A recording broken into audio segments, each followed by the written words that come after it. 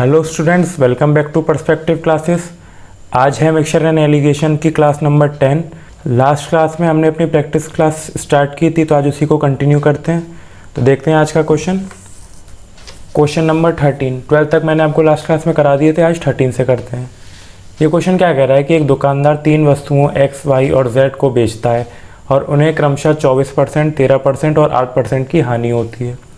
यदि X और Y पर कुल 19 सही 2/7 तथा Y और Z पर कुल 10 सही 7/3 की हानि हुई, तो तीनों वस्तुओं पे हुई कुल हानि का प्रतिशत ज्ञात कीजिए।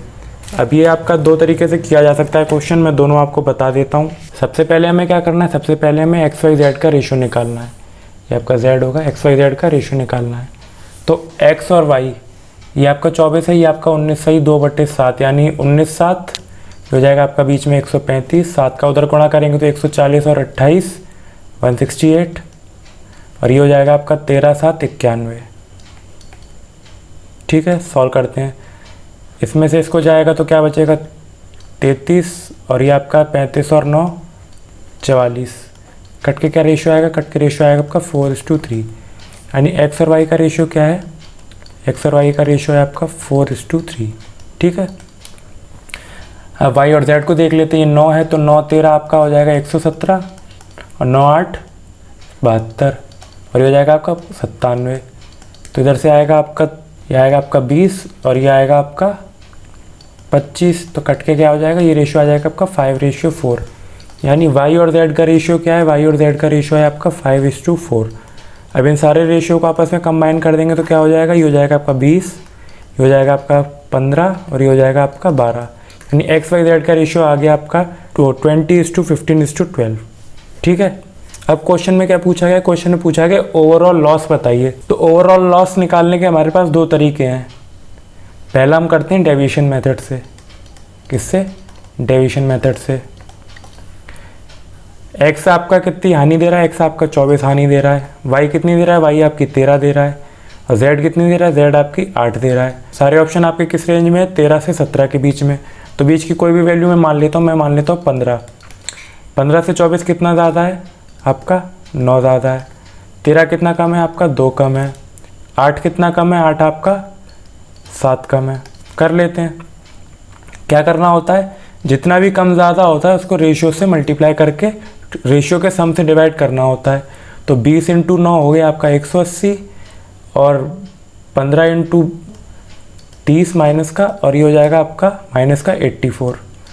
80 गए, 100 बचे, 70 बचे, और क्या 64, वो 66। तो 15 + 66 अपॉन इसका टोटल कितना होता है आपका, ये हो जाएगा आपका 35 37 और 47, यानी 47।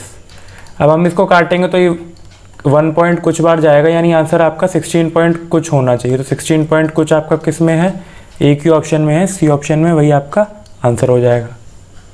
ठीक है, अब X, Y, Z का रेशियो आप ध्यान रखिए 20 15 12।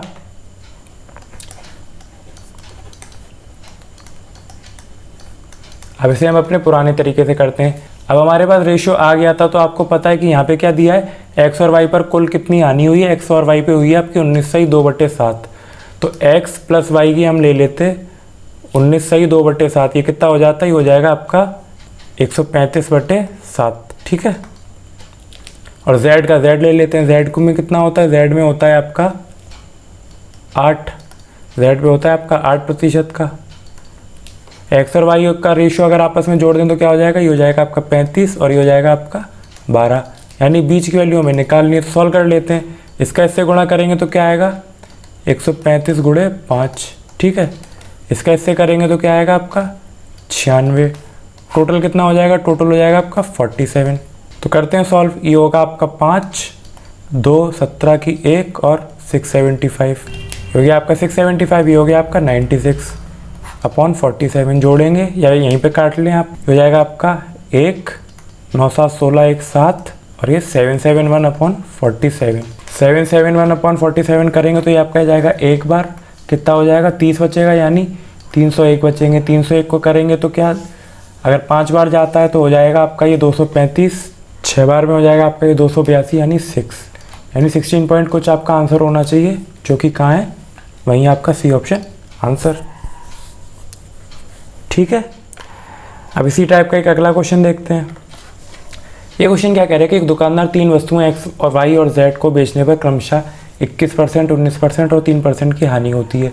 यदि एक्स और वाई पर कुल 20.66% तथा वाई और जेड पर कुल 11% की हानि हुई तो तीनों वस्तुओं पे हुई कुल हानि प्रतिशत ज्ञात कीजिए। तो ये 21 में से अगर 0.66 जाएंगे तो बचेगा कितना आपका 0.33, और यहाँ कितना बचेगा, ये बचेगा आपका 1.66। यानी इसको क्या लिख सकते हैं 1 होल 2/3, और इसको क्या लिख सकते हैं 1/3। यानी रेशियो क्या आ गया, रेशियो आ गया आपका 5:1। यानी एक्स और वाई का रेशियो आ गया आपका 5:1। जेड है ये। 11 में से 3 गया तो क्या बचेगा आपका 8, और 19 में से 11 गया तो क्या बचेगा आपका 8। यानी वाई और जेड का रेशियो क्या आ गया आपका 1:1। अब इधर भी वाई 1 है, इधर भी वाई 1 है, तो क्या होगा, दोनों आपस में कंबाइन हो जाएंगे। तो x:y:z आपका क्या हो जाएगा, हो जाएगा आपका 5:1:1। ठीक है। डेविएशन मेथड से कर लेते हैं। यहाँ पे क्या है, यहाँ पे 21 है, यहाँ पे 19 है, और यहाँ पे क्या है 3। ऑप्शन आपके 13 से 19 के बीच में है, तो मैं ले लेता हूँ 16। ठीक है। 16 से कितना ज़्यादा है आपका 5 ज़्यादा, 16 से कितना ज़्यादा है ये आपका 3 ज़्यादा, 16 से कितना कम है ये आपका 13 कम है। 5 5 25, ये आपका 25 हो गया, और ये आपका 3 हो जाएगा, और ये हो जाएगा आपका -13 यानी -10, यानी 16 + 15 अपॉन इनका टोटल कितना होता है, ये आपका हो जाएगा 7। ये क्या हो जाएगा 7। तो ये आएगा आपका 16 + 2 + 1/7। 1/7 होता है आपका 14.28 या 0.14। तो 18.14 आपका आंसर होगा, जो कि कहाँ है, सी ऑप्शन आंसर। चलिए अगला देखते हैं। अब हम करेंगे एक्सपेंडिचर टाइप के क्वेश्चन। एक्सपेंडिचर टाइप के क्वेश्चन अगर आपको याद हो तो मैंने आपको रेशियो के चैप्टर में कई सारे कराए थे, परसेंटेज में भी कराए थे और रेशियो में भी कराए थे कि एक्सपेंडिचर इतना बढ़ता है, इनकम इतनी कम होती है, सेविंग, यानी उन तीनों में घुमा फिरा के क्वेश्चन पूछे जाते थे। अब उस क्वेश्चन को हम रेशियो मेथड से कैसे कर सकते हैं वो हम सीखते हैं। अब एलिगेशन लगाने के लिए आपको पता है ऊपर 2 वैल्यूज होती हैं और बीच में एक मिडिल वैल्यू होती है। अब मैं अगर बात करूँ तो एक्सपेंडिचर और सेविंग को मिला के ही तो इनकम होगी। इनकम क्या होता है आपका खर्चा और बचत। एक्सपेंडिचर एक तरफ लिखा, सेविंग एक तरफ लिखी, बीच में इनकम लिखी, और हमने लगा दिया एलिगेशन। अब एलिगेशन लगाने के लिए क्या करना पड़ता है, अब एलिगेशन इस पर कैसे लगाया जाता है। एलिगेशन आपका इस प्रकार से लगाया जाता है कि एक्सपेंडिचर इतना बढ़ा या घटा, या सेविंग इतनी बढ़ी या घटी, तो इनकम इतनी बढ़ी या घटी। तो अब उनसे पूछा जाता है कि आप पुरानी एक्सपेंडिचर बताइए, पुरानी सेविंग बताइए, या फिर प्रारंभिक आय बताइए या नई आय बताइए। इन तीनों में से कोई भी परसेंटेज की वैल्यू आपको पैसों के इक्वल दे दी जाएगी, और एक बार आपके पैसे आ गए तो उस पर कोई भी क्वेश्चन बन सकता है। ठीक है।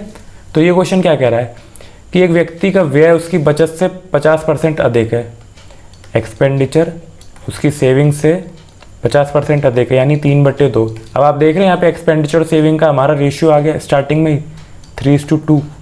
ठीक है। आगे क्या कहता है, यदि आय में 15% की वृद्धि होती है, आय यानी इनकम में आपकी 15% की वृद्धि होती है, तो खर्च में 21% की वृद्धि होती है। खर्च हम लिखेंगे यहाँ पे 21% की वृद्धि होती है।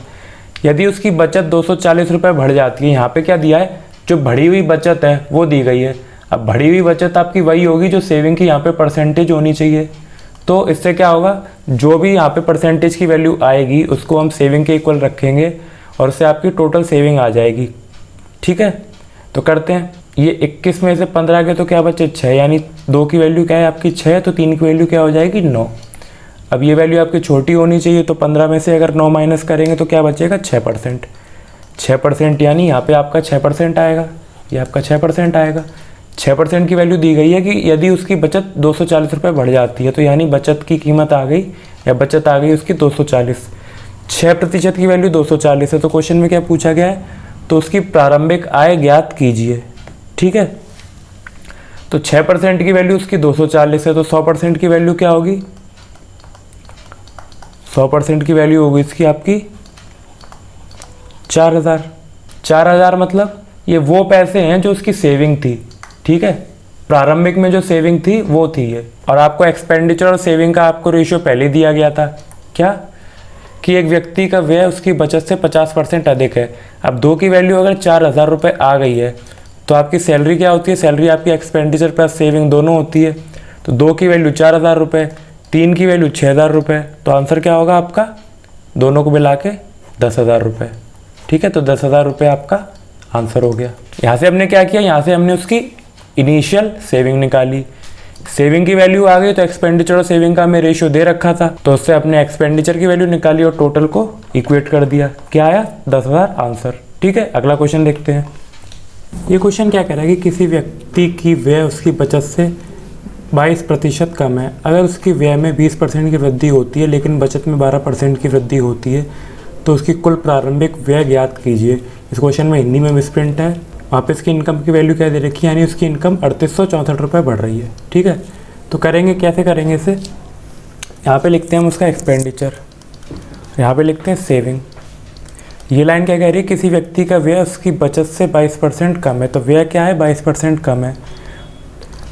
तो बचत अगर उसकी 100% होगी तो व्यय कितना होगा, 22% कम 78। अगर उनकी व्यय में 20% की वृद्धि होती है, यहाँ पे क्या 20% की वृद्धि होती है, लेकिन बचत में 12% की वृद्धि होती है, तो यहाँ की बीच की वैल्यू हम निकाल लेंगे। बीच की वैल्यू को किसके इक्वल रखेंगे, 3864 की। ये बीच की वैल्यू क्या आएगी आपकी, जो आपकी इनकम में इंक्रीमेंट हुआ है। ये जो वैल्यू आएगी वो है आपकी इनकम में इंक्रीमेंट। तो यहाँ से हम उसकी स्टार्टिंग की टोटल इनकम भी निकाल सकते हैं। तो उसके लिए पहले क्या करना पड़ेगा, सबसे पहले इसका इससे गुणा, इसका इससे गुणा, प्लस इन दोनों का जोड़। तो 78 का दुगना होता है आपका 140 और जोड़ा 16 यानी 1560, और ये हो जाएगा आपका 1200 बटे 178। क्या होगा ये 2760 अपॉन 178। काट लेते हैं, किससे काटते हैं, 2 से काटते हैं, तो जाएगा 1380 अपॉन 89। ठीक है, एंड ये जो इनकम में जो इंक्रीमेंट थी उसकी परसेंटेज वैल्यू आ गई आपकी 1380 अपॉन 89। अब ये 1380 अपॉन 89 किसके इक्वल है, 1380 अपॉन 89 आपका किसके इक्वल है, यह है आपका 3864 के इक्वल। लेकिन आपकी टोटल सैलरी क्या होगी, टोटल सैलरी तो आपकी 100% होगी, तो 100% कैसे निकालेंगे, 3864 इंटू 89 अपॉन 1380 इंटू 100, ये आपकी सैलरी होगी। क्वेश्चन में क्या पूछा है, क्वेश्चन में आपसे पूछा है find is total initial expenditure. अब यहाँ पे देखिए, ये उसका एक्सपेंडिचर है और ये उसका सेविंग है। रेशियो क्या है उसका, 78:100। अगर मैं इन दोनों को आपस में जोड़ दूँ तो आपके इनकम में आपका एक्सपेंडिचर होता है और इनकम में आपका सेविंग होता है। अगर मैं इन दोनों को अगर जोड़ दूँ तो ये आपकी टोटल इनकम के बराबर नहीं हो जाएगा। 2 से काट लेते हैं इसे, तो ये हो जाएगा आपका 39:50। तो उसकी टोटल सैलरी क्या रखूँ मैं, इन दोनों को जोड़ दूँ तो आपकी 89 में मान लो उसकी टोटल सैलरी है, और पूछा क्या उसका प्रारंभिक व्यय। तो 39 की अगर मैं वैल्यू निकाल दूँ तो क्या आएगा, उसका प्रारंभिक एक्सपेंडिचर नहीं आ जाएगा। अभी जो 100% जो सैलरी है वो हम किसके इक्वल रखेंगे, 89 के इक्वल, क्योंकि ये जो 89 है और ये जो 100% है ये दोनों एक ही चीज़ है, उसकी टोटल इनकम। अगर मैं 89 की वैल्यू ये रखूँगा, अगर मैं 89 की वैल्यू अगर मैं ये रखता हूँ तो हमें निकालना क्या है, निकालना है हमें 89 में से 39th पार्ट। तो क्या होगा, 3864 इंटू 89 इंटू 100 अपॉन 1380 अपॉन 89। ठीक है, 89 से डिवाइड किया तो हमारी ये 1 यूनिट की वैल्यू आ गई। हमें निकालने क्या है, 39 यूनिट, तो हम इसका 39 से मल्टीप्लाई कर देंगे। तो अब तो सिंपल मैथ से लगाते हैं, इससे ये कट जाएगा, 0 से 0 कट जाएगा, 3 की टेबल से काटते थे आपका 13 बार जाएगा, ये जाएगा आपका 46 टाइम्स, आपका 46 टाइम्स जाएगा। 46 को काट लेते हैं तो ये आपका हो जाएगा 5, ये हो जाएगा आपका 23, यानी ये आ गया आपका 3864 इंटू 5 इंटू 13 अपॉन 23। 23 से काट लेते हैं, ये आपका जाएगा 1 बार, बचेगा आपका क्या 15, बचेगा आपका 7 और 8 15, 156 मतलब ये आपका जाएगा 6 बार, फिर आपका ये जाएगा लास्ट में 8 बार। यानी आंसर क्या होगा, आंसर होगा आपका 168 इंटू 5 इंटू 13। ठीक है, अब इसको आप आपस में मल्टीप्लाई कर दीजिए, वही आपका आंसर हो जाएगा। लास्ट में क्या होना चाहिए, यहाँ पे 2 छुपा हुआ है और यहाँ पे 5 है, यानी लास्ट में 0 आना चाहिए। हर आंसर में क्या है, 0 है। तो हम क्या करते हैं, 168 अगर हम ध्यान से देखें तो इसमें 7 छुपा हुआ है। क्या छुपा हुआ है, 7। कैसे, इसको अगर हम करें तो ये हो जाएगा 7 गुणे 24, 7 गुणे 24 आपका 168 ही होता है। तो क्या कर सकते हैं, इसमें हम 13 का डिविजिबिलिटी लगा सकते हैं और 7 का डिविजिबिलिटी लगा सकते हैं, यानी इन दोनों में से कोई भी एक वैल्यू अगर सेटिस्फाई होगी तो वही आपका आंसर हो जाएगा। तो ये 920 और 10 यानी 910, 910 आपका 7 से डिवाइड होता है, हाँ होता है, यानी ये आंसर हो सकता है। 700 में से 11 गए, 7 से डिवाइड हो सकता है, नहीं होगा। 200 में से 18 गए यानी 190 और 188, 188 आपका जाता है, 7 से नहीं जाता, ये हो जाएगा आपका, ये तो आपका 13 ही बचेगा, यानी ये भी नहीं होगा। तो यानी आपका एक ही ऑप्शन है जो 7 से डिवाइड होता है, तो इसीलिए आपका बी ऑप्शन आंसर हो जाएगा। आपको मैं ये डिविजिबिलिटी करना नंबर सिस्टम में सिखाऊंगा, तब तक आप क्या कर सकते हैं, आप इसको सॉल्व कर सकते हैं। अगला क्वेश्चन देखते हैं। ये क्वेश्चन क्या कह रहा है कि किसी व्यक्ति की बचत उसके व्यय से 56% कम है। एक्सपेंडिचर सेविंग, बचत 56% कम है यानी 44% और ये 100%, ठीक है। अगर उनकी आय में 20% की वृद्धि होती है, आय लिखेंगे बीच में, 20% की वृद्धि होती है, लेकिन व्यय में 17.5% की वृद्धि होती है, यानी व्यय में आपकी 17.5% की वृद्धि हो गई। और उसकी कुल बचत में 339 रुपये की वृद्धि होती है, यानी सेविंग की जो परसेंटेज है उसके पैसे दे रखे हैं आपको 339 रुपये। तो इसकी कुल प्रारंभिक आय ज्ञात कीजिए। चलिए करते हैं। ये क्या होगा, ये होगा आपका 2.5, ठीक है, ये हो जाएगा आपका 2.5। 44 की वैल्यू अगर 2.5 है, 44 की वैल्यू अगर आपकी 2.5 है, तो 100 की वैल्यू क्या होगी, 100 की वैल्यू के लिए हमें क्या करना पड़ेगा, 2.5 × 100/44, यानी हो जाएगा ये आपका 250/44, ठीक है। यानी ये जो वैल्यू है ये आ गई आपकी 250/44%, 40%, ठीक है। तो कर लेते हैं, ये आपकी छोटी वैल्यू है तो ये आपकी बड़ी होगी, तो यानी x - 20 = 250/40%, ठीक है। तो x की वैल्यू क्या आ जाएगी, x की वैल्यू आ जाएगी आपकी 250 + 20 और ये 40, यानी इतने प्रतिशत आपकी क्या है, इतने प्रतिशत आपकी सेविंग है, ये आपकी सेविंग की परसेंटेज है, ठीक है।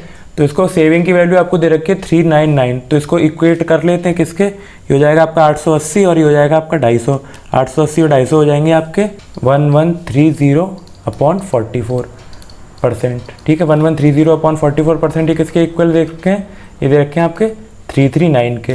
तो काटेंगे तो कितनी बार जाएगा, ये जाएगा आपका 0.3 बार, 0.3 बार जाएगा। तो 100% की वैल्यू क्या आएगी, 100% की वैल्यू आएगी आपकी 30 × 44, क्या 100% की वैल्यू आ गई आपकी 30 × 44, 30 × 44 आपका कितना होगा, ये हो जाएगा आपका 1320। 1320 क्या है, 1320 आपकी सेविंग है, टोटल सेविंग है। क्वेश्चन में क्या पूछा है, इसकी प्रारंभिक आय ज्ञात कीजिए, यानी 44 की वैल्यू क्या है 1320, तो 144 की वैल्यू क्या होगी वो आपसे क्वेश्चन में पूछा गया था। तो आपकी 44 की वैल्यू अगर 1320 है तो 1 यूनिट की वैल्यू क्या होगी 1320/44 और 144 यानी 144।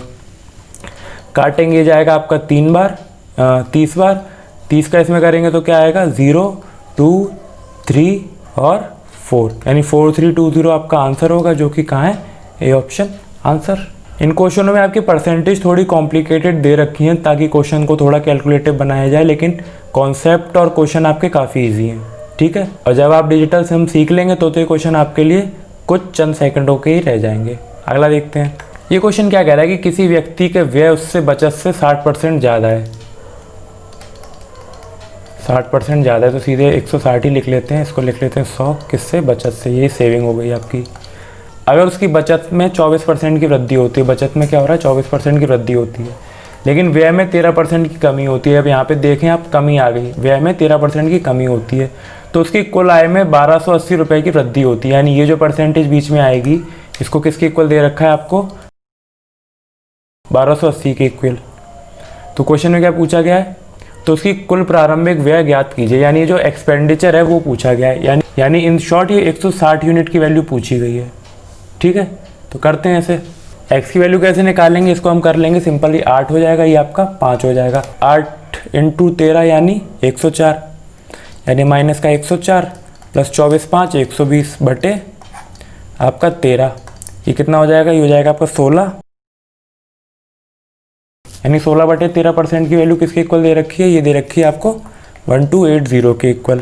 यहाँ से 1% की वैल्यू कितनी आ जाएगी, ये आपका कटेगा जाएगा 8 बार, 80 बार, यानी 100% की वैल्यू आ गई आपकी 100% की वैल्यू आ गई आपकी 104000, यानी उसकी टोटल इनकम कितनी है? टोटल इनकम है उसकी 1,04,000। तो 1,04,000 को किस में डिवाइड करना है हमें? इसको करना है हमें 8 और 5 यानी 13 में। तो ये जाएगा आपका 13। इसमें से एक्सपेंडिचर कितना है? एक्सपेंडिचर है उसका 8। तो कर लेते हैं सॉल्व। ये कितनी बार जाएगा? ये जाएगा आपका 8 बार यानी 8,000, और 8,000 इंटू 8 यानी 64,000, यानी बी ऑप्शन आपका आंसर हो गया। ठीक है, तो देखा आपने एक्सपेंडिचर टाइप के क्वेश्चन आपके एलिगेशन से कितने इजी हो जाते हैं। तो आज की क्लास में केवल इतने ही रखते हैं। होपफुली हमारी अगली क्लास आपकी मिक्सचर एंड एलिगेशन की लास्ट क्लास होगी। उसमें हम बाकी बचे हुए टाइप के प्रैक्टिस क्वेश्चंस करेंगे, और हो सका तो जो आपका 1-2 कॉन्सेप्ट बचे हैं वो भी हम सीख लेंगे। ठीक है, तब तक अपना और अपनों का ख्याल रखिए, स्वस्थ रहिए, मस्त रहिए। जय हिंद।